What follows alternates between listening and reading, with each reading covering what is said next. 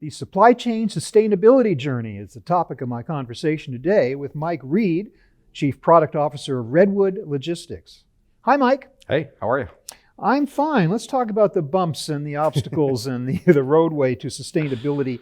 Describe for me what you consider to be some of the biggest challenges that companies are facing as they set forth on their sustainability journey. They're looking to carbon offsetting, carbon tracking, just that whole thing. What are they facing today? Well, as you alluded to, it can be daunting for folks, right? If we think about where we are as a society today, where organizations are getting pressure, not only from doing what's right, but thinking about, the influence that comes from their capital backers, from their end customers around what they want in a company that they work with, right? It's something that we all strive towards, but it's not a simple topic.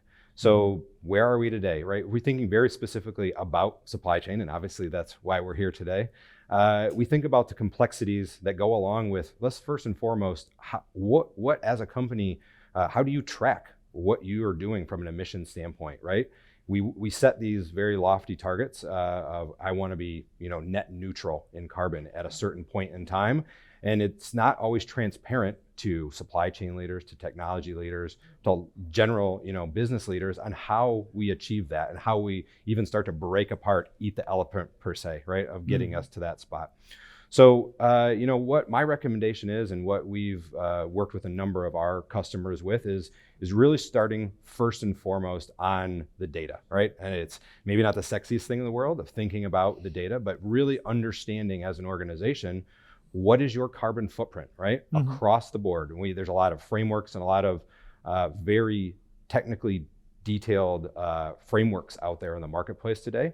And really it's just getting started and diving in and figuring that out. Yeah. So understanding what you have across the boards. We'll talk today obviously about the supply chain side, but having a good understanding of what that actually is. And a lot of it really at the base level is having good data transparencies between different systems, between different components of your business, so that you can even begin to start that journey. But more to the complications of it, and that is if the very word logistics, the very word supply chain implies something that goes beyond your own organization. Exactly. We hear now about the need to monitor scope 1, Yes. scope 2, scope 3 emissions. emissions. Logistics providers are always going to be outside. Exactly. So extra challenges there. I mean, measure your carbon footprint, great, but you need reporting from those partners. How do you get that data? Yeah, it's a fantastic question. Let's focus today, honestly, on what I think, and I think you alluded to it, is one of the most complicated parts is transportation, right? It's a subset of supply chain, but it's typically the thing in a lot of shippers' cases that is outside of their four walls, right? You're contracting with a lot of different other companies to be able to facilitate that. But let's just start with some of the basics. Understanding what their transportation landscape looks like. And believe it or not, it's not always that straightforward. A lot of times shippers' systems of records, their TMSs, their WMSs, their order management platforms, they don't always interoperate well together. So you don't always have that full visibility of where the different data silos are. So first and foremost, let's pull the data together and let's get a good, concise view of it. Then what do you do on that? Looking at, like as I mentioned before, some of those different frameworks, being able to understand what your freight mix is, whether it's internal or external, and then be able to apply that on top of it so that I can now have a view of, hey, even if it's just a 90% accurate view, but what is my carbon offset due to my transportation throughout different modes, regions of the world, et cetera. Now I can start to put a plan together as in, well, how do I start thinking about this? Can I reduce that within my supply chain? Then you obviously get into considerations of, well, I can't completely reduce it today, where we are from a technology, from a macro standpoint. What can I do to offset it, right? Start making bite-sized, meaningful goals that will get you eventually to where you want to be. How important is it to have like an open ecosystem, if we could use that phrase, for true transformation, data transformation that you're talking about? It's paramount, right? If you just look at the data within your four walls, you're only going to get the fidelity that you have, right? But if you, for example, work with different 3PLs, most shippers don't run all their transportation themselves on their own fleets, right? Their own trucks. And we need to think about being able to pull in that data from all of your different suppliers, and then typically their suppliers as well, right? So it's a cascading chain. And when you're thinking about an open ecosystem, that's really what that is at the end of the day. The ability to get that data into your network in a seamless, cleansed way so that you then can report off of it. Yeah, I would imagine that your contracts with these providers would mandate that they share this data with you through this open ecosystem. I mean, how else would you do it? You know, that's a really great way. And it's no different than other transparencies, we'll say, within the supply chain and transportation space that have really taken over the last few years. Just think about the visibility space now, right? That now exists within freight, transportation, and logistics.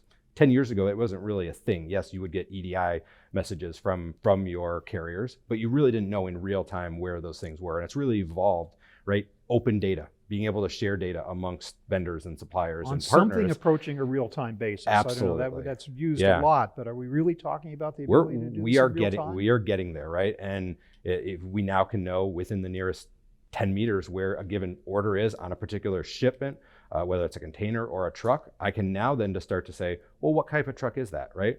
What is the actual ship that this is on, and how much offset is one small package on a massive freighter contributing from an offset carbon standpoint, right? Now I can start to actually think about true measurement within the space. Yeah, and we are not talking about something that really shippers have a choice. No. Regulations coming out now and heightened concerns about ESG, environmental, social, and governance means that this is really mandated now. It really is, and if it's not today for you and your organization, it will be in the future. So why don't we get ahead of this? Why don't we start thinking about, right, what that really looks like, and then obviously working towards steps for reduction and eventual net neutrality. Great. Well, it's a great start. It's small bites. Right, exactly. Got to start somewhere. Thanks, Mike, for that really interesting insight into what companies can truly do on a sustainability journey. I want to take a moment, though, to talk about Redwood Logistics, specifically your new product, Hyperion. Tell me about that a little bit, how that was developed to help shippers meet their sustainability goals. Thanks for asking. And honestly, it reflects just on what we were just talking about, right? Thinking about how small and medium businesses can really actually start to capture what that looks like from a standpoint. If you're not aware, we have our flagship SaaS product, Redwood Connect, is really around data interoperability, data interchange within the supply chain space. And we've now built Redwood Hyperion on top of that, right? We now have the ability to help these organizations see what, in a real-time view, as you mentioned, what their footprint could potentially look like on the transportation side of their business, right? You can get load level, very specific information. And then what can you do? Well, today, one of the best things that you can do is start to work with companies to be able to help reduce that offset. Or in certain cases, we can look at something like a carbon credits, where you would be able to offset potentially part of your footprint by being able to purchase credits with sustainable programs throughout the world. This is providing you with a level of data and data analysis that just companies didn't have before until very recently, I would think. Absolutely, and I would refer to it realistically as, you know, the Fortune 100 or the ones at the top level we think about that are starting to drive this, but it just has not been publicly available, we'll say, to the regular shipper in the industry. Great. Well, some great insights there, Mike Reed of Redwood Logistics, about not only the general sustainability journey, but a little bit about what you guys are doing specifically. Thanks a lot. Thank you for the time. Appreciate it. Appreciate it. I've been speaking with Mike Reed of Redwood Logistics. Thank you very much for watching.